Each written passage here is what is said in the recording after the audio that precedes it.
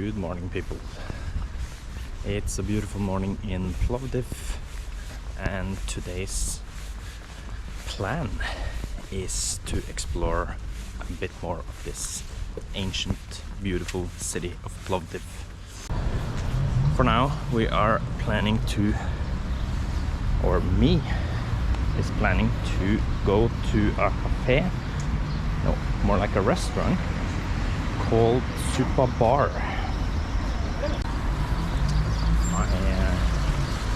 My wife was a bit tired this morning, so she is not with me today.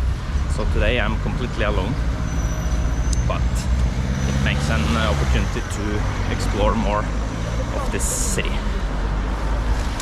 So far, as I said, it's been very interesting to be in Bulgaria.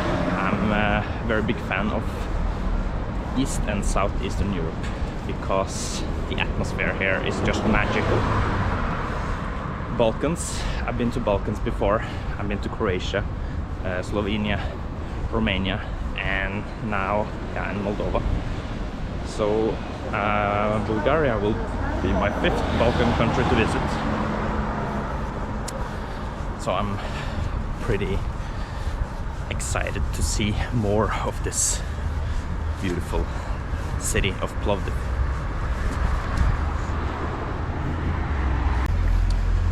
Bulgaria became a member of the EU around 15 years ago, and it's the least developed country in all of the European Union. They haven't adopted to the euro yet, and I think that's because they will fear high inflation in the country, because they're basically not ready to adapt to the euro yet before they can fix other internal problems in the country, like corruption. They suffer from drug trafficking and other internal problems that gives a very bad effect and negativity of the economical situation in the country. Here you have a sign saying Оперативная программа регионального развития. So operative program for the development of the region. The European Union and OPRR, which means the Republic of Bulgaria. Very cozy park, but nothing so much special about it.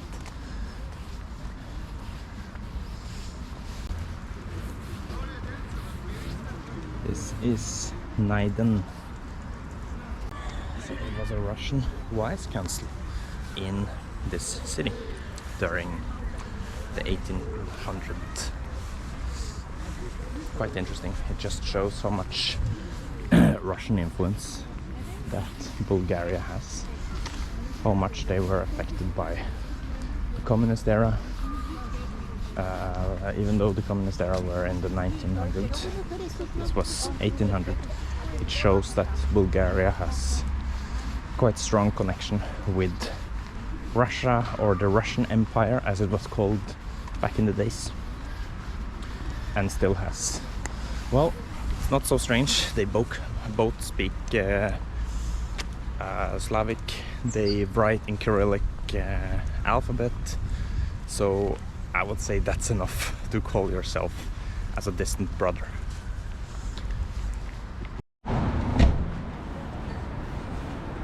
And we found Super Bar here, finally.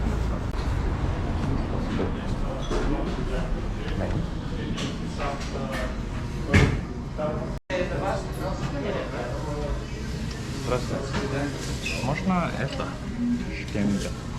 Шкембе, да. For here, yeah.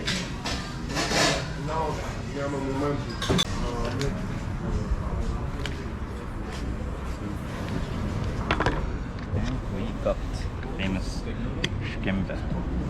Here costed €2, which is pretty cheap. I'm pretty curious. This is how it looks like. It's very typical European soup, I would say. They have meats inside. You have this basin, which is made of cow and lamb tripe, or basically, in other words, mutton, which is pretty interesting. And of course you have bread besides, so let's enjoy. Alright, let's try the first bite.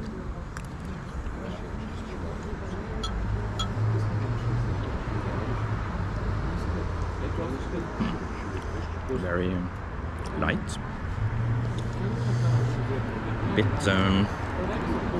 bit tasteless actually. Maybe it's better with bread. Let's try the bread. Bit tasteless, not very salty, or it doesn't have much flavor.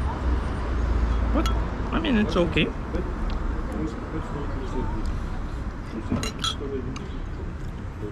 It tastes very much milk actually. Let's try with the bread. Oh, I lost the bread inside this. It's better with bread, but yet it tastes very milky.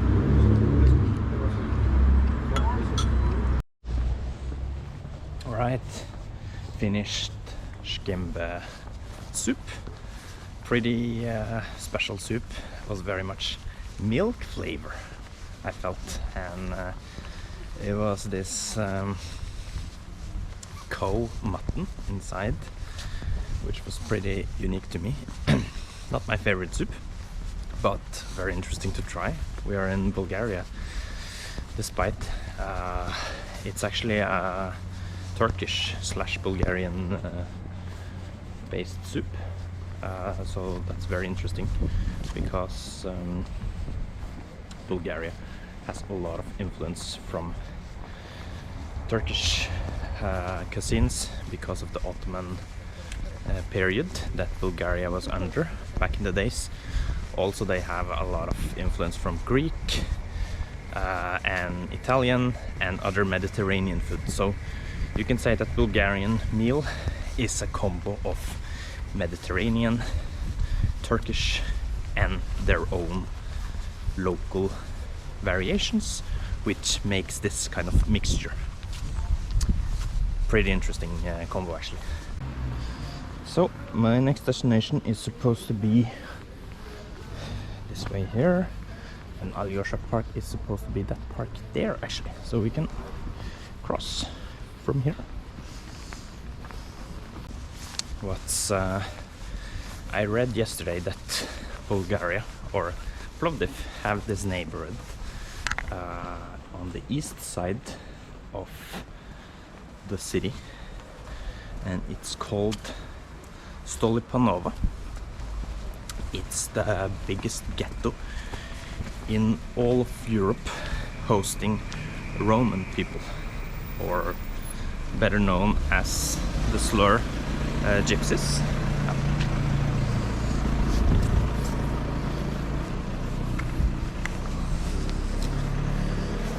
Which is, they are hosting 40,000 of Roman people, which is pretty crazy. And I wanted to go there, but it's not a safe area. It's actually only 1 hour walking distance from where we live, so it's not far at all, but it's a very unsafe area. And if you go there, it's at your own risk. You can be robbed the moment you step out of the taxi. So if you go there, you should definitely book a taxi that can drive you around and be with you the whole time. So we found Alysha Park, which is the biggest park in this old ancient city of Plovdiv.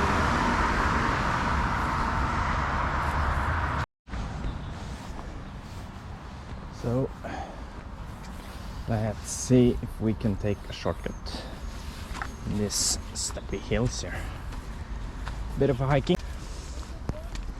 So yeah, Just to explain you shortly about the history of this city. They say it's been inhabited for more than 8,000 years, which is just insane number. We point back to the Ice Age or the Stone Age, which it's just crazy to think about. And at that time, settlers started to settle down in the city and inhabit. As I said many times, it's the oldest city in Europe and one of the top 10 oldest cities in the world. They have a lot of interesting spots, of course. Obviously, you need to visit the Old Town. It's a must-see because you see ancient Romans from the Philippopolis period, the same that we saw earlier in a previous video, which is just, it's magnificent to see. The people in Plovdiv is quite friendly. They, if you speak Russian to them, they will answer you back, but they don't necessarily speak English, which is, of course, understandable. It's been influenced by many other foreign countries, but not UK during the period. The English education hasn't been on top level, and it's very understandable. They had Russian influence, they had the Ottomans here, they had the Greeks, they had the Romans, so it's not strange at all that they don't speak better English. At least the older generations don't speak better English. The new generations, they have learned it. They also move abroad and they get education, they come back and teach the locals here English, whatever it must be. Except for that, let's enjoy this beautiful look that we can see from this park called Alysha. Very Soviet, if you ask me. I love this style. You have these high blocks there, fallen down houses. The bricks are just on the roof. They haven't been done anything with. I'm not sure if anyone is gonna do anything with it, but I love the style of this kind of cities.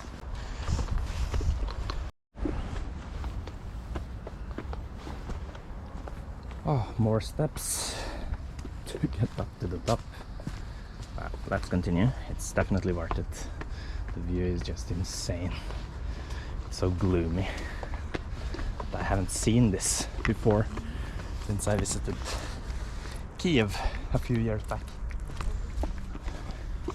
I used to live in both Ukraine and Russia, so I've seen a lot of this ex-communist countries before, and the atmosphere is very much similar. But I haven't been visiting any of those cities since the pandemic started, so it's just so cool to be back, and I just love it.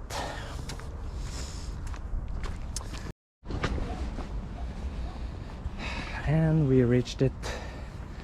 You have here, see, you have the SSSR emblem, and you have this pamyatnik, as it's called in Russian, this memorial stating the greatness of the USSR. So I found out that this statue is dedicated to honor the Red Army that fled Bulgaria from the Nazi regime in 1944, and that's why it's named Alyosha, because Alyosha is a Russian name, and since the Red Army was led by Russia and the Soviet Union, that is totally understandable that Alyosha has been chosen as the name of this Red Army soldier that we can see here. But anyway, let's have another amazing look of this beautiful city that we can see here.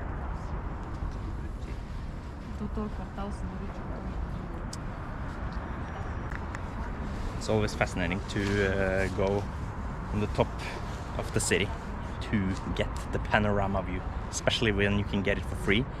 You don't have to pay any entrance to climb to the top, except for sweat and tiredness, because now I feel so hot. It's also due to the strong sun that we have here in Plovdiv. Well, it's not strange, we are in South Europe, so the sun is much stronger here compared to in North or Western Europe. But I just love everything I see here. It's sad, it's gloomy, but it's so atmospheric. I've said it tons of times. It's so worth visiting Plovdiv. And you see the two-headed eagle there. As I said, that's the same symbol the Russian Empire used to represent themselves. So I think we explored enough of this hill here. Pretty awesome hill, very beautiful, very cool, and very interesting to see this influence that both the Russian Empire here has had on Bulgaria, and also how the Red Army and the communist era had on Bulgaria's future, which represent the country today. So for now, I'm done here. I'm heading to the Thursday market, which is supposed to be that way there. And since today is Thursday, it's a perfect day for a Thursday market. So see you there soon. Oh, wow, looks pretty sketchy. It's quite fascinating to see how ruined this house building is. You have the graffitis there, you have the garbage inside. It looked just collapsed, everything. And very ironically, you have the Red Army soldier overlooking the whole building and the whole rest of the city. Pretty fascinating to see. I'm not sure if I want to go there, because I never know what can be there. But anyway, pretty interesting to see. Just bizarre, the whole experience over here. It's not many people, pretty empty, I must say. Let's see what this market has to offer. The products looks very fresh, and quite surprised. It looks quite good actually to be such an open market. It looks like they are from the supermarket actually. See, the salad is even washed, and I'm pretty surprised to see it. I've been to many local markets before, but this is definitely some of the more better products that I've actually seen in such a local market. Which is pretty interesting. I'm quite surprised, and it actually looks tempting to buy some of the products here. I must say. And I always like to support those who play well, and this musicians here were definitely good talent.